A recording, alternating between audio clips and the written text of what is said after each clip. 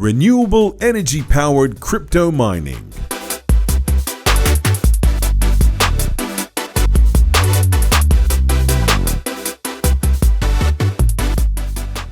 So welcome everybody. I hope you're gonna be ready for this panel, who is gonna be discussing a very interesting topic, renewable energy powering crypto mining. So I think this will definitely have some different kind of views on this one, especially in this panel. So maybe Emma, you want to introduce yourself? I feel like I can say, can you guys hear me? Okay. I feel like I can say whatever I want because, you know, this will only get replayed and might get cut in, when we're recording. My name is Emma Todd. I am the CEO of MH Group. I have been mining since 2018. I have been, I'm on a series of boards that deal with mining, and I am the chair of the mining committee, and I'm happy to be here. Hello, everyone. I'm Niemira, and I'm a head of partnership strategy and innovation at Lambert Consulting based in Dubai. And I'm fascinated by blockchain, but more so even by everything what it comes with it, particularly right now, the issue of ECG and renewable energy and how those two things, the crypto and the energy, can go at the same parallel level. Hi everyone, my name is Mostafa Al-Mashita, EVP, co-founder of sales and trading at Secure Digital Markets, an OTC trading desk servicing a ton of miners, funds, institutions across the industry with fiat on and off ramps. Additionally, I'm the managing partner of Printing Capital, which is a fund primarily involved in investing in digital asset miners in the space. Yeah, and my name is Morten Rongaard. I'm the CEO and co-founder of Reality Plus. Very much into sustainability, and again, I'm one of these guys that also work in the NFT sector. So, you know, again, the whole bad publicity about you're going to ruin the world, you know, NFT or crypto mining is bad for the environment. You know, maybe, you know, is it that bad, or? The reports of it being bad are definitely exaggerated. We're trying to figure out where this is coming from. But when we look at the reports of how crypto mining does, and I encourage everyone to have a look at the Bitcoin Mining Council. They've released a report. You can actually see that crypto mining is, I think, 0.16 of all the world's energy resources. So you can actually see it's really not that bad. But we're really trying to find out why people think it's that bad. But to put it into, I know people are like 0.16, what does that mean? Let me put it to you in a couple different ways. Christmas lights. Everybody enjoys their vacation at Christmas. We use this analogy a lot, but it's actually true. Bitcoin mining actually uses less energy than it does to power Christmas lights in the US. Not in Canada, just the US. So that's pretty impressive, and also uses less than computer games, but no one's saying we got to stop, you know, using our computer games, right? So it's really not that bad. Definitely not at this conference, Emma. What was that? Definitely not at this conference. Okay, interesting. I would challenge that a little bit. I came to have a good time. Yeah. I've got a report for you, my friend. No, again, I understand the whole thing, but again, crypto mining, if we look at the quality projects of some of the, I would say, the coins out there, then I would take into argument, like, you know, again, why, you know, all crypto mining is not, for me, sustainable. Because, again, if we're mining basically what I call shitcoins, and again, that are produced to be a rug pull and scam people, I would still counter-argue that whole thing, right? You know, I get it from, you know, again, looking at the energy consumptions, it's also about who's actually, are they looking at it from a holistic point of view? Because also what I've discovered, I would say, working with this also, is that we have seen server farms actually using the you know, the heating, you know, the kind of like, what do you call it, like the extra heat, and actually is now producing what they could generate water, and again going back into the servers and that whole thing, right? So we suddenly see an ecosystem, and we also see mining farms next to like big agriculture where they're gonna produce basically what you call like vegetables and stuff like that faster. So, you know, again, it's just like, how are you seeing that whole space? Is it media who's hyping this whole thing?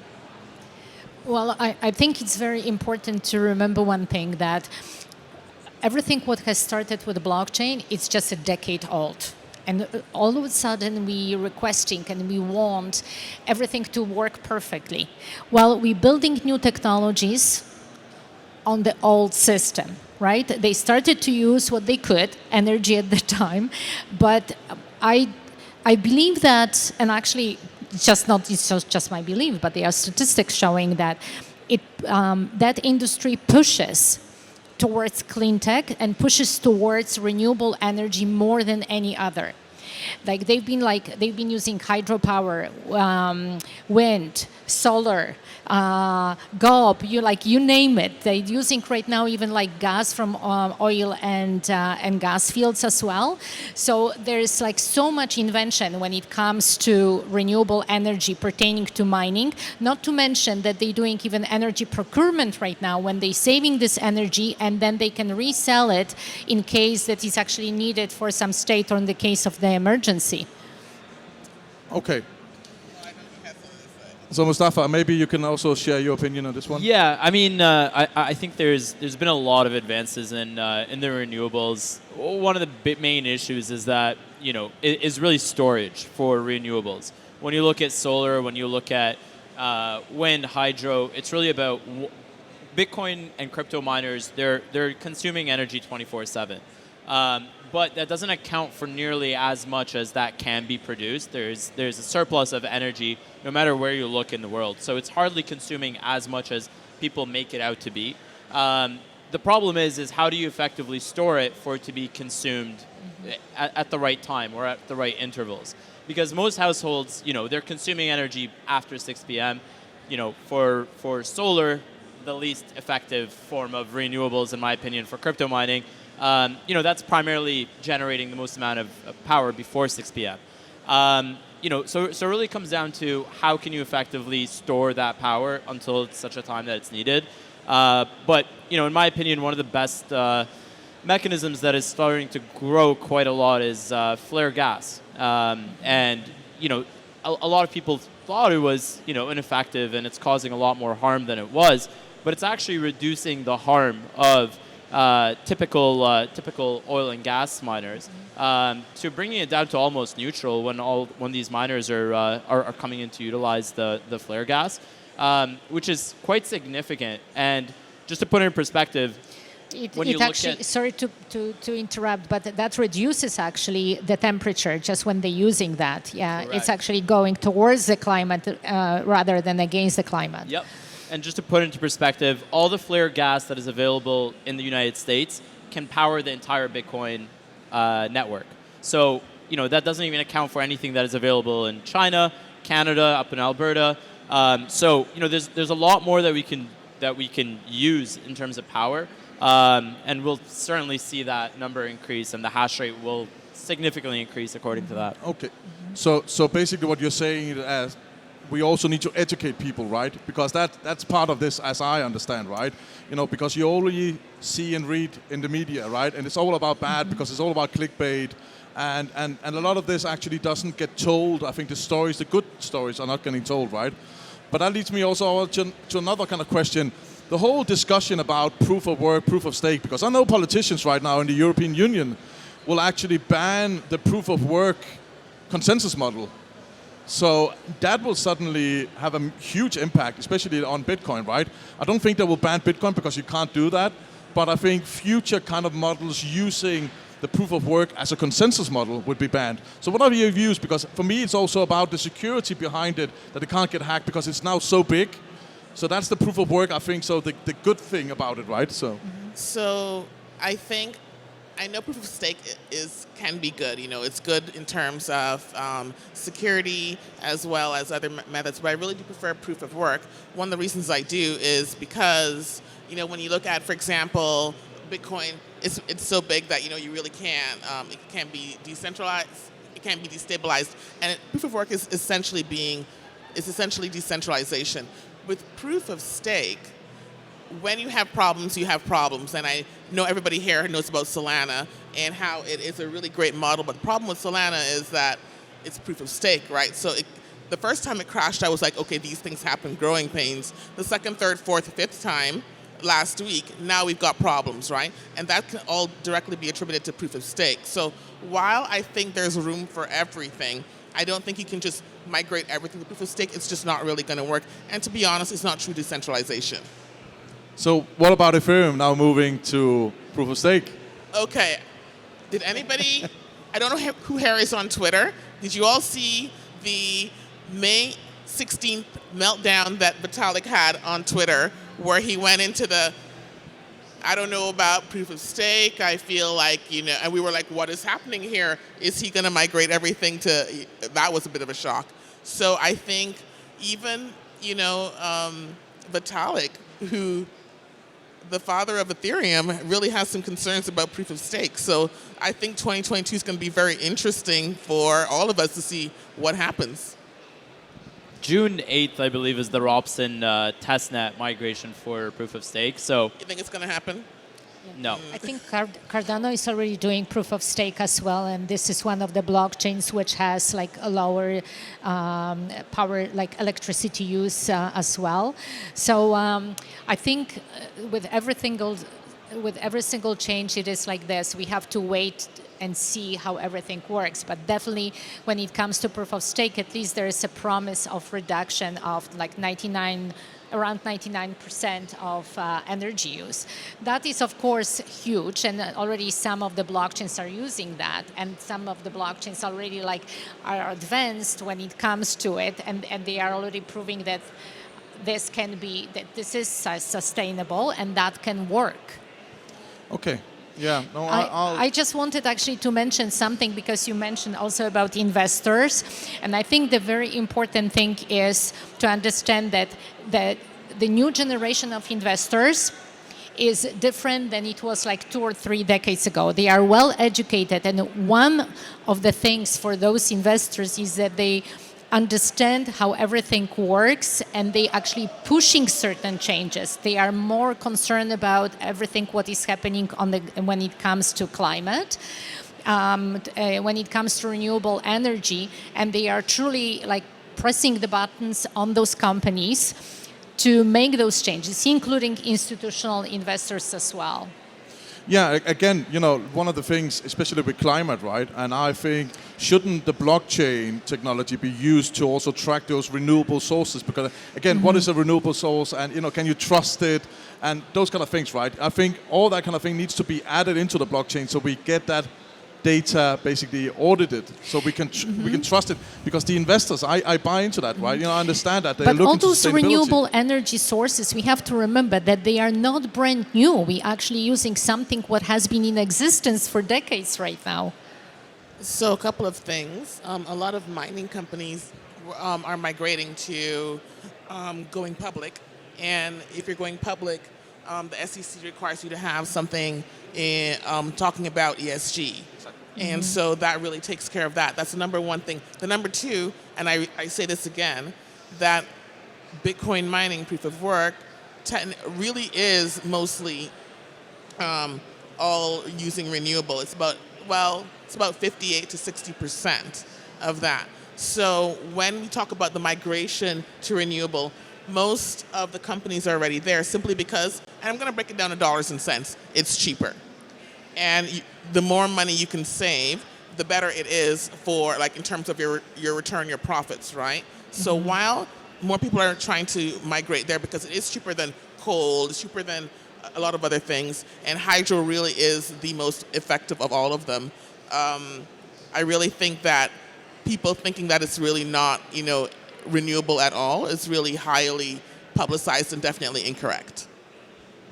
Yeah, there's been a lot of false claims about how effective renewable energy really is when you put it into when you're considering Bitcoin mining. There's a lot of reports about the lake in New York and how it was overheating and causing problems for all the local residents. But when you actually break down the facts and you look at how much what the percentage increase in lake temperature has been, it had nothing to do with the miners that were located close by to the lake. It was just merely a function of seasonality, and the press just took it to be something that was related to Bitcoin mining. The one thing that I will say that is sometimes harmful from miners is the noise pollution, and that's something that I think that over time will be canceled out, as a lot more miners are now jumping into immersion cooling, which significantly decreases the sound output. It depends for immersion cooling, depends on where you are. So if you're in Canada, if you're in Alberta, if you're in Manitoba, Quebec, you don't need immersion cooling. That's really just to sort of keep, keep the temperature down. If you're in Texas, Louisiana, Florida, you definitely need immersion cooling. Saudi Arabia, you get it, right? Because we really want to keep the temperature everything down. depends on the climate as well. But I think what it is actually, we're talking only about mining when it comes to using the energy. But I think what we should also pay attention to is about all those circuits, which is around 8 to 12 tons per year, when they are like all those, like the cables and everything, and they are not really recyclable. This is actually becoming of one of the problems, what to do and how to technologically advance it for it to be either recyclable or like to find some different solutions. So we just talking about energy, how to mine it, but they are like peripheral things we need to think about as well. Which is true, she's absolutely right. But one thing we are taking into consideration is that this is a new industry, and we are essentially building the car as we go. And what we're seeing right now is years ago compared to today, there's a lot more, we're getting a lot more energy output compared to what we're using for mining equipment, because as we build the equipment, it's getting more and more efficient. And so we're doing things that we can to make sure they last longer, they're reusable, recyclable, and we really are trying. But people need to remember that this is a new industry, right? We're not going to get everything right the first time, but we really are moving the needle as we go along. Yeah, no, I totally get it. Again, technology evolves, right? And we're just like getting there, one step at a time. It's not about not having expectations, it's about having reasonable expectations. Yeah, but again, feel free to discuss that with somebody who's against the whole thing, right? But again, just going back, we only have 3 minutes. I really want your take on what will it take actually to give crypto mining a better image, right? Because right now, honestly, in the media, everybody hates about crypto mining, right? So you are like split. So what can be done, basically? Honestly, it's going to take a lot of lobbying and sort of explaining to people exactly what it does and walking them through it, because the challenge is we all love crypto, but it's really very difficult to understand. So if you can get like some nuggets, which are what the fair and doubt people are sort of feeding them when it says it's bad, they're going to take it and they're going to run with it. So it really doesn't matter how we keep saying, no, it's not. We kind of need to go out there and do a show and tell. Take people to the mining facilities, show them what's being done. We have in Texas, I'm pretty proud of what they're doing. They actually have the congressmen and the senators come down, they see what they're doing, and so they have a vested interest in, because they understand that crypto mining actually is the #1 industry in terms of funds in the world, and so they really want to make sure that it stays in their state. And I really wish that Canada would adopt the same reasoning, because we have such a long way to go, and we're currently in discussions with the federal government, because there are certain things they want to do that we really don't agree with. Yeah. Anna? I would say education is the foundation and knowledge is power. Spot on. Very good. Nice. I would say honest publicization of data, or unbiased publicization of data. There's a few firms out there that are starting to roll out pieces of data points about how much is actually being consumed, how you can compare against Christmas lights or other highly intensive energy uses out there. Roller coasters, I wonder how much those consume. New York Times Square. There's so many things that are that you could argue that aren't pushing for something that is leading to real change in this world, which is people would say Bitcoin is driving that. I'm a fair believer of that. So when you compare the real use case of Bitcoin and the consumption of data of energy that Bitcoin has compared to other items in this world, it will become a lot clearer to those that are against it. Okay, yeah. And from my point of view, it's all about education, right? And I think what blockchain is built for is transparency, and I think that is what I actually would encourage, like you said, open up, show that it's, we're not bad, we're actually doing something good. And I think that's about what we need to demonstrate in order to improve the image. Because again, crypto miners are very important in this whole new Web3 space. So thank you very much, and a pleasure. Thank you. Thank you so much. Thank you. Thanks, everyone. Thank you. Thank you.